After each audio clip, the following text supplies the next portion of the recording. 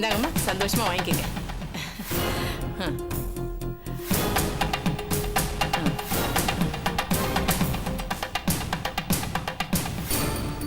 எங்க இந்த குருக்களை காணுமே? அம்மா, ஒரு சுமங்கலி அழிச்சுன்னு வந்திருக்கேன்.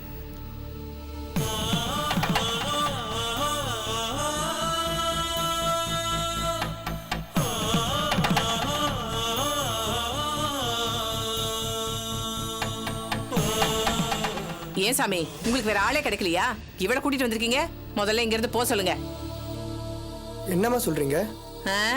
பிடிக்காதவங்களை தேடி கண்டுபிடிச்சு முன்னாடி கொண்டு வந்து நிப்பாட்டி இருக்கீங்க. முதல்ல அவங்கள போக சொல்லுங்க. அவங்களுக்கு எல்லாம் தானம் தர முடியாது. என்ன பேசுற நீ? இது ஒரு புண்ணிய காரியம். இதுல இந்த மாதிரி எதுவும் நடக்காம பாத்துக்கணும். உன் பிள்ளைங்க நல்லா இருக்கணும்னா வரவங்க யாரும் மனசு நோக்காம வாழ்த்திட்டு போனோம். அதுக்காக அம்மா, வேண்டியவா வேண்டாதவாங்கிற பாகுபாடை பார்க்கறதுக்கான இடமோ சந்தர்ப்பமோ இது கிடையாது. இங்க தானம் வாங்க வந்தவங்களை இல்லைன்னு சொல்லி திருப்பி அனுப்புறது மகா பாபம். அந்த பாவத்தை நீங்க பண்ணாதீங்கோ. அந்த பொண்ணுக்குரிய மரியாதை பண்ணி அனுப்புவீங்கோ. அப்பதான் உங்க பிரார்த்தனை நிறைவேறும். இல்லாட்டி மேல மேல கஷ்டம் வரும். அதை நீங்க தாங்க மாட்டீங்க. அப்பா, எதுக்கு எல்லாருக்கும் தர்ம சங்கடம்? நான் கிளம்புறேன்ப்பா. அபி, புடவையும் மஞ்சளும் அலமேலு தரதால வேண்டான்னு சொல்றியா? இது தெய்வ சன்னதியில உனக்கு வர பிரசாதம்மா. குடுக்கிற கை மட்டும்தான் அலமேலுது. வாங்கிக்கம்மா. அப்பா சொல்றேன் இல்லையா, வாங்கிக்கம்மா. இல்லப்பா, அவங்க நான் சொன்னா கேப்ப இல்ல. ப்ளீஸ், எனக்காக வாங்கிக்கம்மா.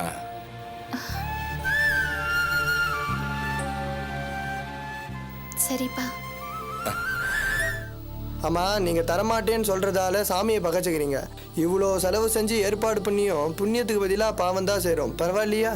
அட, நீங்க வேற ஏன் சாமி வயிற்றுல புளிய கரைக்கிறீங்க? கூப்பிடுங்க, குடுக்குறேன்.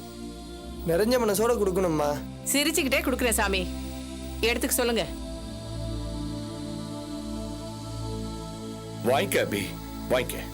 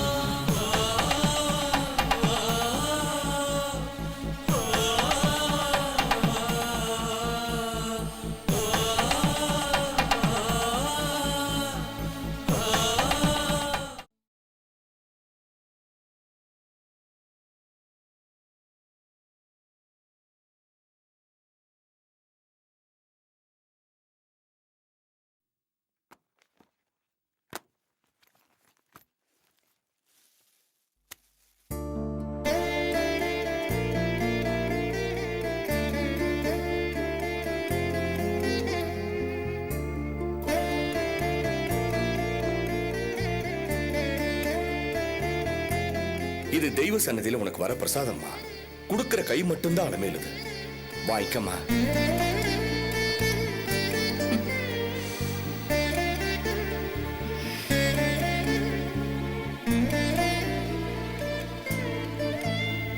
அபி, அம்மா.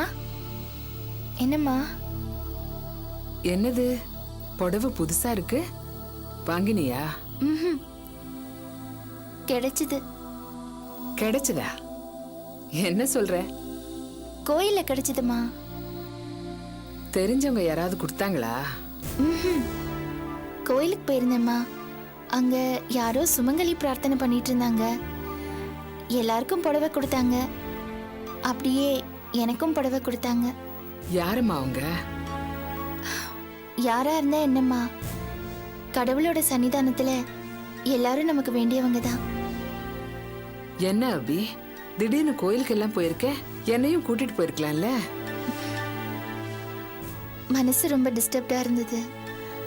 அதான் அப்படியே கோயிலுக்கு போயிருந்தேன். உண்மைதான் அபி. கஷ்டப்பட்டு இவ்வளவு பெரிய வேலையை முடிச்சு அது கொண்டாட போற நேரத்துல திஷ்டிப்பட்ட மாதிரி ஆயிப்போச்சு. ஆமா, கொண்டு வச்சது யாரு என்னன்னு ஏதாவது விவரம் தெரிஞ்சுதா? இது வரைக்கும் எதுவுமே கிளியரா தெரியலம்மா. ஆனா ஆதிதான் காரணம்னு தொல்காப்பியன் கம்ப்ளைண்ட் பண்ணாரு. போலீஸ் கேஸ் அது இதுன்னு போய் எப்படியோ ஒரு வழியா சமாளிச்சிட்டோம். ஆனா அந்த ஆதிதான் ரொம்ப மிரட்டலா பேசினான். அவன் எப்பதான் என்கிட்ட நார்மலா பேசியிருக்கான். என் மனசுல அது ஒன்றும் பெரிய உறுத்தலா இல்லை. என் தொழில வந்த பல சோதனைகள்ல அதுவும் ஒண்ணு அப்படின்னு தான் என்னால நினைக்க முடியுது. ஆனா அதை விட இப்போ இன்னொரு விஷயம் என்ன டிஸ்டர்ப் பண்ணுது. என்ன அபி? தொல்காப்பியன் ஆபீஸை விட்டுட்டு விலைக்கு போயிட்டாரும்மா. வீட்டையும் காலி பண்ணிட்டாரு. என்ன அபி, உண்மையாவ சொல்ற? ஆமாம்மா. என்னாச்சு? அந்த தம்பிக்கு உனக்கு என்ன பிரச்சனை? என்னத்தம்மா சொல்றது? பிரச்சனைன்னு எதுவும் பெருசா இல்ல. சிவதாஸ் எனக்கு சில உதவிகள் பண்றாரு, அதை நானும் ஏத்துக்கிறேன். அது தொல்காப்பியனுக்கு பிடிக்கல. இது சம்பந்தமா சில விவாதங்கள் நடந்தது, அவ்வளவுதான். ஆனா சரியா சொன்னம்மா, பிரச்சனை அது இல்ல. என்ன தொல்காப்பியன் சரியா புரிஞ்சுக்கல, அதான் பெரிய பிரச்சனை. அபி, என்னம்மா இது? கண்ணு துடைச்சிக்கோ. இதை விட எவ்வளவு பெரிய பிரச்சனையெல்லாம் நீ சந்திக்கல சொல்ல. அந்த பிரச்சனை எல்லாம் வேறம்மா, இது வேற பிரச்சனை. தொழில எனக்கு போட்டி வந்திருக்கு, அவமானம் வந்திருக்கு, அனாவசியமா எவ்வளவோ காயங்கள் வந்திருக்கு. ஜெயிலுக்கு கூட நான் போயிட்டு வந்திருக்கேன். அது எல்லாத்தையுமே உறுதியா என்னால எதிர்கொள்ள முடிஞ்சது. ஏன்னா அது எல்லாமே வெளியில இருந்து வந்த சோதனை. ஆனா இது அப்படி இல்லம்மா. அபி, அம்மா, எதிரிங்க என்ன துண்டு துண்டா வெட்டினா கூட நான் தாங்கிக்குவேம்மா. ஏன்னா என் உடம்பு மட்டும்தானே வலிக்கும். ஆனா உஷா மாதிரி, தொல்காப்பியன் மாதிரி நெருக்கமான ஃப்ரெண்ட்ஸ் கோவமா என்ன ஒரு பார்வை பார்த்தாலோ இல்ல வேதனையா ஒரு சொல்லு சொன்னாலோ என்னால தாங்க முடியலம்மா. மனசு ரொம்ப வேதனைப்படுது. நான் என்னம்மா பண்ணுவேன்? அழாத அபி. எவ்வளவோ வருஷமா பழகியும் அவங்களால என்ன புரிஞ்சுக்க முடியலன்னா அப்போ நான் தானே அவங்க கிட்ட சரியா பழகல, அவங்களுக்கு சரியா என்ன புரிய வைக்கலன்னு அர்த்தம். அப்படியெல்லாம் இல்ல அபி. அப்படிதான் எனக்கு தோணுதுமா, அப்படிதான் எனக்கு தோணுது. இப்படிதான் ஒரு முறை உஷா என்ன காயப்படுத்தினா. எனக்கு நெருக்கமானவங்க, என்ன ரொம்ப நேசிக்கிறவங்க, என்ன பிடிச்சவங்க ஏமா எப்ப பார்த்தாலும் என்ன வேதனைப்படுத்துறாங்க. என்னடா அபி இது? அம்மா கட்டின புருஷன் என்ன எவ்வளவோ நோகடிச்சிருக்காரு. அது கூட எனக்கு பெருசா பட்டதில்ல. ஏன்னா அந்த மனுஷன் என்ன ஒரு நாள் கூட புரிஞ்சுக்கிட்டதில்ல, புரிஞ்சுக்கிறதுக்கு முயற்சி கூட பண்ணதில்லை. ஆனா தொல்காப்பியனும் உஷாவும் என்ன நல்லா புரிஞ்சுக்கிட்டவங்க. புரிஞ்சுக்கிட்டதுக்கு பிறகு ஏன் இப்படி எல்லாம்? அபி, ஒரு விஷயம் தெரிஞ்சுக்கோ. எவ்வளவுதான் நெருக்கமானவங்களா இருந்தாலும் சமயத்துல சில சூழ்நிலை அவங்களையும் குழப்பிடும். ஆனா உண்மையான பிரியம் இருந்தா அதையும் தாண்டி அவங்க திரும்ப உங்ககிட்ட வந்து சேர்ந்துடுவாங்க. அம்மா, நான் எல்லா உறவுகளையும் மதிக்கிறவ, உறவுகளுக்காக ஏங்குறவ. ஆனா எல்லா உறவுகளையும் தாண்டி நட்புக்கு தனியா என்னோட மனசுல ஒரு பெரிய சிம்மாசனமே கட்டி வச்சிருக்கேன். எத்தனையோ சோதனைகள் வந்தப்ப கூட நின்னு தோள் கொடுத்து நான் நொறுங்கி போகாம என்னை காப்பாத்தினது என்னோட ஃப்ரெண்ட்ஸ் மட்டும்தான். ஆனா அவங்களே இப்படி பண்ணா எனக்கு ரொம்ப கஷ்டமா இருக்குமா. விடு அபி, எல்லாம் சரியா போயிடுமா.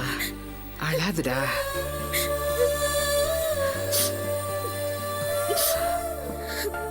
அபி, உங்ககிட்ட ஒண்ணு கேட்கலாமா? என்னம்மா? உங்ககிட்ட ஏற்பட்டிருக்கிற இந்த மனவர்த்தத்தினால ஆனந்திய கல்யாணம் பண்ணிக்கிற விஷயத்துல அவரு வேற முடிவு எடுத்துட மாட்டாருல்ல?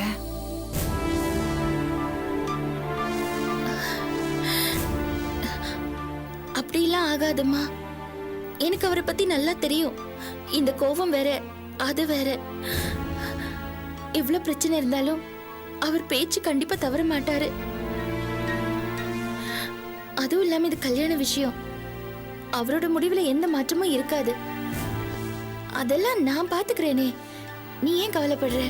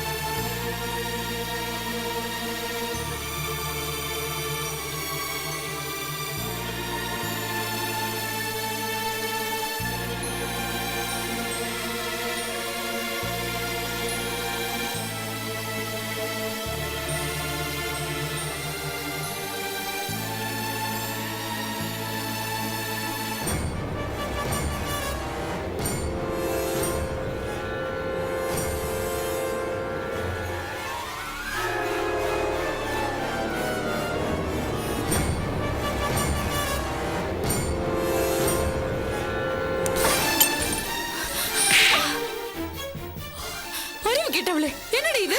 என்ன பண்ண பாக்குற? ஆர்த்தி, என்ன திட்டாத ஆர்த்தி. திட்டுறதா? உன்ன எதுக்குடி இப்ப விஷம் குடிக்க பார்த்த?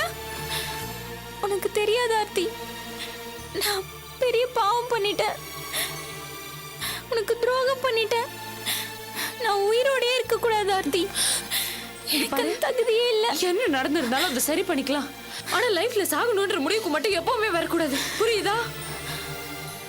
நடந்தது என்னன்னு தெரிஞ்சா நீ அப்படி பேச மாட்ட ஆர்த்தி. நீ என்ன கொன்னுடுவ. சுந்தரி, நீ எதுக்காக சாகணும்? என்ன நடந்தது தெரியுமா? நான் உனக்கு பெரிய துரோகத்தை பண்ணிட்டேன்.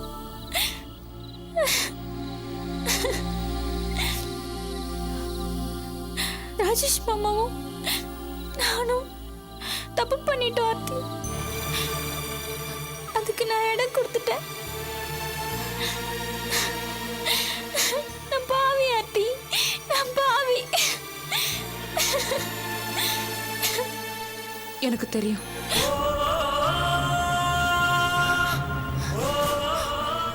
என்ன சொல்ற ஆர்த்தி? உனக்கு தெரியுமா? ஆமா, தெரியும். உங்க ரெண்டு பேரையும் அன்னைக்கு காலையில படுக்கையில ஒன்ன பார்த்து. ஐயோ,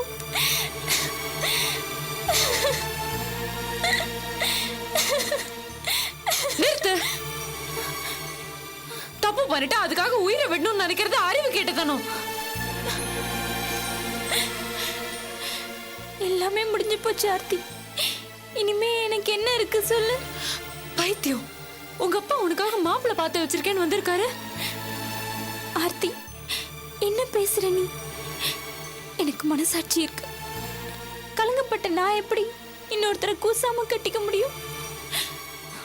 என் மனசாட்சி என்ன காலம் புற உறுத்தியே கொன்னுடும். இந்த மனசாட்சி நீ தப்பு பண்ணும்போது எங்க போச்சு? இது பாரு சுந்தரி, நடந்ததெல்லாம் மறந்துட்டு உங்க அப்பா உனக்காக பார்த்து வச்சிருக்க மாப்பிள்ளைய கல்யாணம் பண்ணிக்கோ. முடியாது ஆர்த்தி.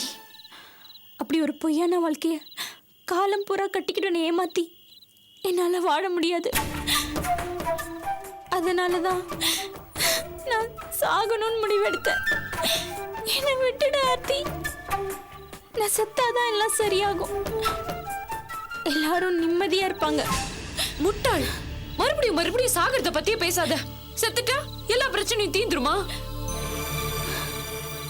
இத பாரு, உங்க அப்பா பார்த்து வச்சிருக்க மாப்பிள்ளைய கல்யாணம் பண்ணிக்கோ. புருஷன்கிட்ட பிரியமா இரு, எல்லாம் சரியாயிடும். ஆகாது ஆர்த்தி, எதுவுமே சரியாகாது. என்னை விட்டுடு. முடியாது, நீ சாக கூடாது. உன்னை நான் சாகவும் விட மாட்டேன். என்னை கட்டாயப்படுத்தாத ஆர்த்தி. இன்னைக்கு வேணா நீ என்னை காப்பாத்திருக்கலாம். ஆனா காலம் பூரா எனக்காக நீ காவல் இருக்க முடியாது. இன்னைக்கு இல்லாட்டி நாளைக்கு, இல்லாட்டி அடுத்த நாள் நான் செத்தா அப்ப என்ன செய்வ? அது உன்னால தடுத்துட முடியுமா?